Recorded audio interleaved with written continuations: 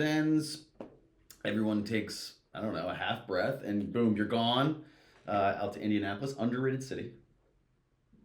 Very impressed by Indianapolis. Underrated top city. to bottom. For sixes. So we had, let's just, I guess, walk us through what was the format in case people missed it, who were competitors on the men's side, who were competitors on the women's side, and kind of what was the overall, like, well, why this event, why are we doing it, why now, and kind of why Indianapolis. So this is almost like a reimagining of both the Fall Classic that USA Lacrosse did, Yep. and at the same time the U.S. Lacrosse Convention. So they basically pushed them together, and they're going to do this a couple small kind of mini conventions across the country. And this was one of the first. It's a big initiative to get to more fans and lacrosse players in the Midwest. So this was Indianapolis, was a nice central location. They have a great venue and facility at IU Indianapolis. Mm-hmm. It's right next to downtown. You can walk everywhere. Beautiful little like park along the river that you walk through to get there. Yeah. And then what they did is they had Team USA, Colombia, Great Britain, and Puerto Rico on the men's and women's side, sixes teams from each of those countries. And they did like a round robin where every team played each other over the course of 2 days. So Friday, 8 games. Mm-hmm. And then Saturday, there was clinics in the morning. And then there was the games in the afternoon. There was a Queen of the Park tournament for girls youth lacrosse, which is pretty cool. I think a New Jersey team actually won that. Oh, wow. Yeah, which was cool to see. And then Sunday, I believe there's 1 or 2 more events, maybe some coach training. But it was called the USA Lacrosse Experience. It was great. I think the facility was perfect. The weather, it was about 75 and sunny the entire time. It was unbelievable weather for it. They got really lucky with that. And it was a good turnout, I think, from the Midwest. And obviously New Jersey too. Yeah. So let's shift gears into the lacrosse sixes format. So you got some players coming off their PLL season. You've got some people coming off their AU season. You've got people coming off the World Lacrosse Box Championships, right? So like, from a USA specific perspective, so what was, in terms of that roster construction, that roster makeup, we'll start with the women on the USA side, then we'll shift gears to the men. I imagine some carryover from box, and then some just players that were just more field oriented. What was the thought process in terms of how they constructed the roster? I'm assuming there's some eyes towards the Olympics. But obviously, there's colleges in session, right? Whether you're playing, whether you're coaching, things like that. Like, how was the roster constructed? What was the vision for that? So on the women's side, they had 6. I think 6 from the box championships were on the women's roster. On the men's, there was not one. So really? I think they intentionally avoided that, knowing there was going to be that like long period of time in Utica, and then to come right to Indianapolis would have been tough. Yeah. On the women's side, though, there are a lot of college coaches on that roster. 6 or 7 college coaches. Yeah. So that was definitely a challenge, I think, to get all the college coaches to come. But their roster was like similar to box, like speed. You look like Allie Kennedy might have had 15 goals on breakaways. Yeah. Where she's just at the top of the point on the penalty kill, or she is just like knocking the ball down, and then she's so fast. But it's just like that women's team is so fast, and they move so well together. I thought they really spaced out well for when they were settled in sixes. And then obviously top to bottom, they have like some really strong defenders. I think they had like 2 or 3 like defense defenders, like Kayla Wood, who also played in the box team. Yeah. Abby Bosco, who's also on the box team. And then they had a couple like attackers that weren't on the box team that kind of complemented. And then a lot of the two-way players seemed like they were doing a little bit of defense, and they'd play offense and they'd get off. So it looked like there was maybe 2 or 3 players on a string that were like 2D would come off, 2 attack would go on, and then the midfielders would run both ways. And that was similar to the men's. I talked to Andy Shea quite a bit on the men's side. They were just looking for unselfish two-way players that could get offensive guys that could get back and play defense. Mm-hmm. I mean, you saw if you watch any highlights, like Pat Cavanaugh must have had 5 to 6 caused turnovers playing defense. Like, he was an animal in defense, which you watch him ride, and it's no surprise there. Yeah. But then you get a guy like Asher Knowlting, who maybe hasn't played as much defense, but he's clearly the offensive presence. Yeah. So it was interesting. I thought a lot of two-way guys on the men's team was like all kind of two-way midfielder types. Yeah, I mean, I think that's the thing is when you look at this roster and how to construct, I think the most important thing is what is your vision for how you're constructing the roster? And I go back to the PLL Championship Series, And some teams are going kind of, you play offense, you play defense, you get off, or kind of vice versa, right? You play D, you play O, you get off. And then like the Water Dogs, like they were like, okay, we're gonna load up on two-way guys, and then we're gonna sub basically D to O to O to D, but like only two, maybe three within a possession to possession. Otherwise, guys like Conrad were going kind of up and down. Sowers, who just played this past weekend, like he was only playing O. Right? He was only playing O. He'd come off, and then they get a D guy on. So I think like to me, that's the rub is within sixes. Is how do you construct your roster? How do you plan on substituting? And then, so what is your vision? And then you kind of have to reverse engineer it from there. Well, you got to engineer it at the start because it's so fast. Like this was talking to Andy Shea. He's like, you have the plan where two guys are going to sub. He's like, and all of a sudden you get into a one guy subs, and he's like, you're stuck like that for an entire quarter. Yeah. He was like, it's hard to get coaching in because it's an 8-minute quarter running time, 2 minute between the quarters, 5 minutes at halftime. Yeah. He's like, you kind of got to go with the plan and just stick with it. Yeah. Maybe at halftime you can adjust it, but there's just not a lot of room for adjustments in game. So do you go just all two-way? Do you just go all like, because if you can't stick to a plan, are you just better off being like, look, I just need all two-way guys, or guys that can do both. Like I think there's too many good players in the United States now that can do both. And Canada, really, let's look at the facts. Like it's going to be U.S. versus Canada as the two favorites. I don't know if that'll be the gold medal, but that'll be the two favorites heading into Los Angeles. And Canada, you look at like a Jeff Teat, you look at a Brian Cole. You've got these players that are like true two-way midfielder types. You call Jeff Teat a two-way midfielder? I mean, he's an attackman, but what can't the guy do? Jeff Teat, we're coming after you if you're stuck on D.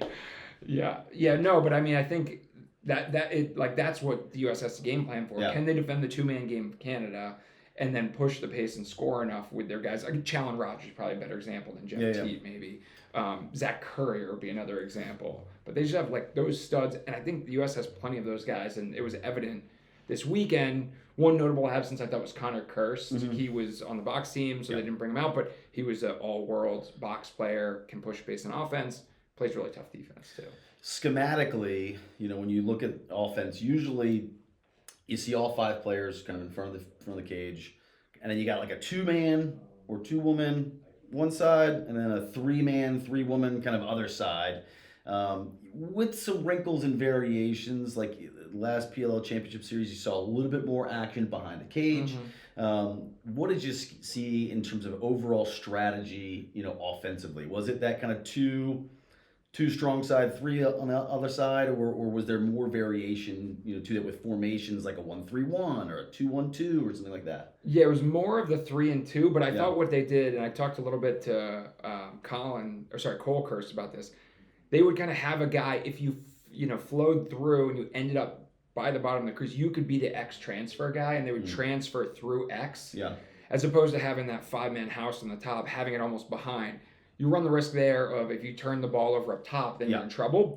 But if you take care of the ball, you get it through X, then you get everyone turned and you can get cuts. I thought on the women's side, the teams that transferred through X had tons of success because you open up those cuts through the middle. You could set up picks. You get the goalie having to then react back after a feed. And also in the women's game, you can't be quite as physical from behind. So it's not like you're taking the ball away like you might with the men's, whereas...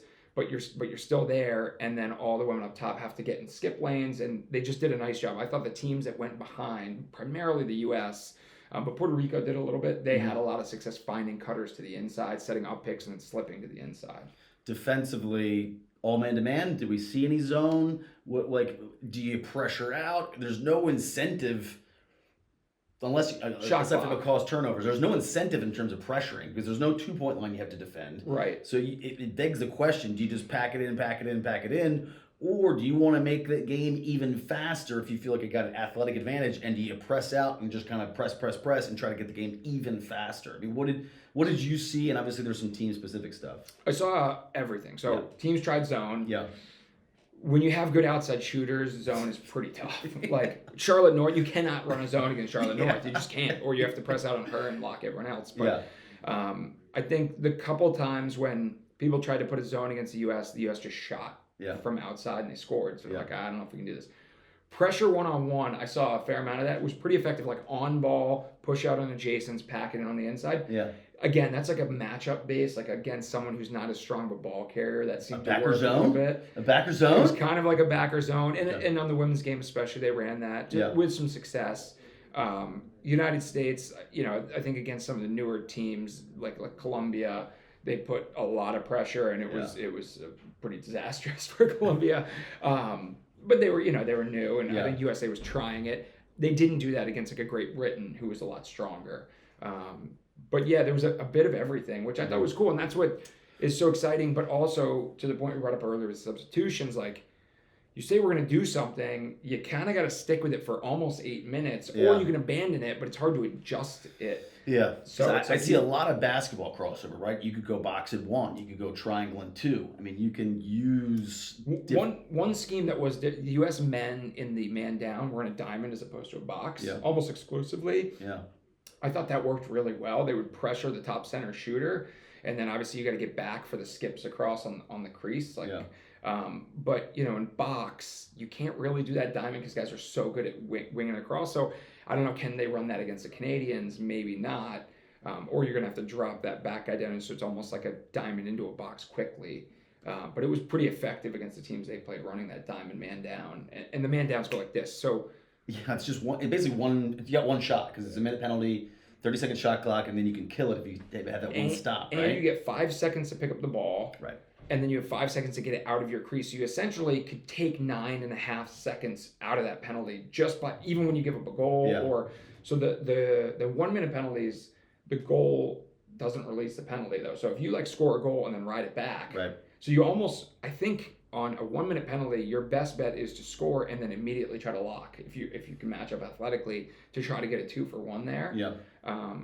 And saw that a couple of times where Kavanaugh would ride it back right away. Yeah. But the other thing I was wondering is do goalies just start, if it's 1-0, not even try to make a save, but just get ready to scoop the ball right away? And if it hits you, it hits you. I was thinking about this. If it hits you, it hits you. But if you're just waiting there ready for the loose ball, kind of standing next to the net, looking into the net, goals in, you get the ball and you're just out the other way. You're almost conceding the goal. It's tough. Some of these goalies are so good one-on-one, but guys are, if you're going against the Jeff Teat one-on-one, it's probably going in. So why not just get it out as fast as possible? At least you take Jeff Teat out of the program. Let's talk some standouts. We'll start Team USA centric, and then we'll kind of go to the outlier. Who were the names that kind of jumped off in terms of their performance on the men's and women's side for Team USA? Charlotte North's shooting is just another level. It's insane, and she shoots different than everyone else. Yeah. So that was fun to watch. It's just different coming out of her stick. And it's you're just also different. So one thing, if you shoot in the women's game, if you shoot and it hits a player above the knee, so a bounce shot doesn't count, but if it hits straight into a player above the knee, you're out of the game. You're ejected. It's called dangerous propel. So you would see sometimes there'd be shots with some people in front, and she specifically, you could see if there was anywhere near her, she would bounce it, so that way, worst case, you're hitting them in the shin, and you're not getting ejected. But when they would let it fly, it was incredible. I thought Ryan Tierney was a big surprise standout for me. He looked really good. He's a lefty, obviously, so it seemed like their lefts were doing a lot of scoring. Chris Aslanian was really good. Got to talk to him, and he just looked phenomenal, both between the lines. On the women's side, I mentioned Allie Kennedy, her speed. She's on fire right now. Yeah, she's having herself a fall. Yes, she also deserves a nap, deserves a day off, a good sleep. She's got a lot of sleep to catch up on. Yeah. Ellie Massera, who is coaching at Notre Dame, she's a Stony Brook grad. She looked really good. But it was for those that didn't catch it. Allie Kennedy was MVP of the World Lacrosse Box Championships for the gold medal Team USA women's, just to clarify in case you missed that. Yeah, she was pretty solid. Pretty solid all around. Yeah. On the men's side, so I mentioned Ryan Tierney, Pat Cavanaugh playing a little bit defensively. Aslanian was nice, but between the lines, Piper Bond was another one that surprised me how good he was. Really a little too physical on defense. Got a couple penalties. You got to get used to the no body checking. He threw 2 huge body checks that were clearly just reactionary. A guy coming across the crease, he's this is what I do. Yeah. And then kind of tempered it down. He's had 2 PLL championship series under his belt. Oh, so he should have known better players. He's a going guy. He goes hard, like I tell you. Yeah. But I'm saying he's had a lot of reps in the sixes, the opportunity, to improve there. I think he's had gotten some, some experience within that format.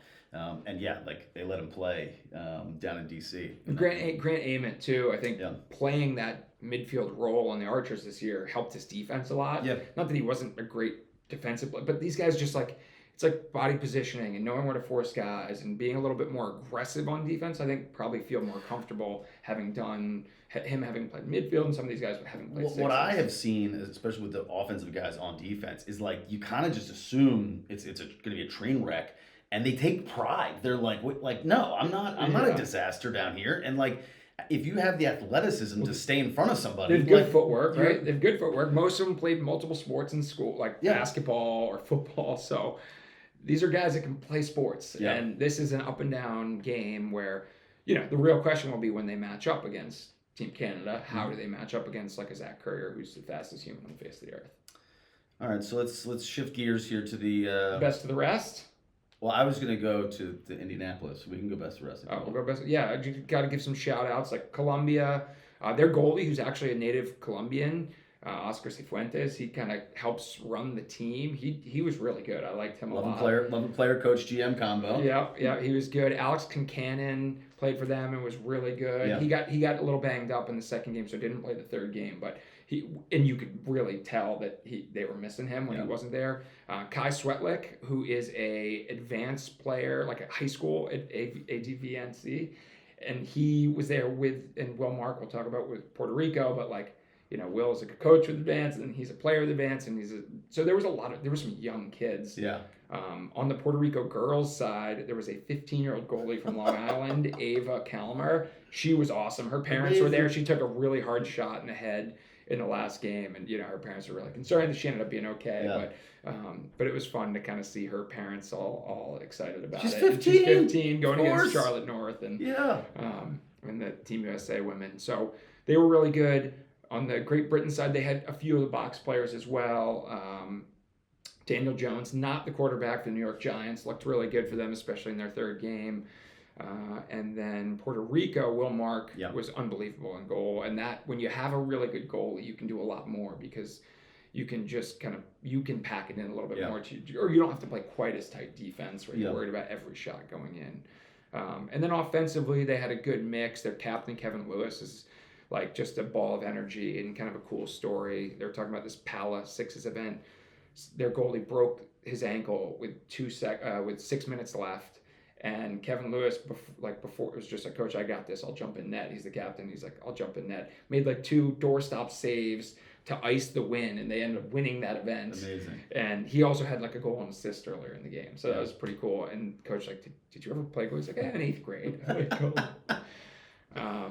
But no, it was a very cool event all around, and it was like I said, they're 15-year-olds all the way to I don't know who the oldest player out there might have been, but there's still 30s, pretty young, pretty on the younger side. Yeah, there's probably some young 30s on the U.S. rosters, but not too many older players across the board. It was a young event for sure. So Indianapolis, I had one food recommendation. It's touristy. It's checking the box, but St. Elmo Steakhouse. Did you go? Oh, not just once, twice. They have shrimp cocktail. The legendary shrimp cocktail. It's 4 big shrimps. Yep. And just a pile of a horseradish cocktail. It almost looks like a soup, but it's thicker. I don't know how to describe it. And that's pretty good. But it is we got so Glenn Clark, who was the play-by-play guy, phenomenal. Had so much fun with him. He had been there before. He's been to India a bunch for Super Bowls and stuff. And we sat down next to 2 women at the bar, and they're like, "Oh, they're out of the shrimp cocktail." And I was like, "What?" And the bartender played along, and they got us hook, line, and sinker. Of course, they're not going to be out of the thing they're famous for. So We did get it, and it was delicious. It'll clear out the nostrils. I was gonna say, I like that. Like wasabi, I can do. Yeah, but, yeah. Like I can't do super spicy foods, but like the horseradish, the like fire out the nose for 1 second, 2 seconds, I can do it. It tears to the eyes. It clears you. Oh yeah. Tears to the. I had a little bit of a stuffy nose, not after that. Yes. But it was great, and then a big steak. Yeah. The next night, toned it down a little bit. Just did the shrimp cocktail. It was like and then a little salad. Okay. Other notables from I went for a run around Indianapolis, which was the best way to see that city because it's relatively compact. That's what I you got to run, do do some cool neighbors. I went to a very hipster coffee shop. You would have been very excited and proud. Another USA Lacrosse staff member walked in. It was like 3 miles from our hotel, and I was like, "How did you find this place?" She was like, "I was doom scrolling on TikTok and found it." I was like, "I guess TikTok is good for something." Yeah. But yeah, very clean. People are very friendly. The weather was 75 and sunny, so that didn't hurt. Yeah, underrated city. Very walkable. Very flat. Very easy to manage. And the downtown Cambridge arena where the thumbs up. There's some kind of automated thumbs down scenario. Oh my gosh. They don't like Cambridge. Not a fan of Cambridge Arena, but no. Really cool, like public basketball court right in front of the arena with like they had balls. I mean, like beautiful setup. Yeah. Like it was clearly like a public park / event center right in front of the stadium, which was really a cool setup. Yeah. People were like playing basketball that morning. But yeah, Indianapolis, put it on your short list.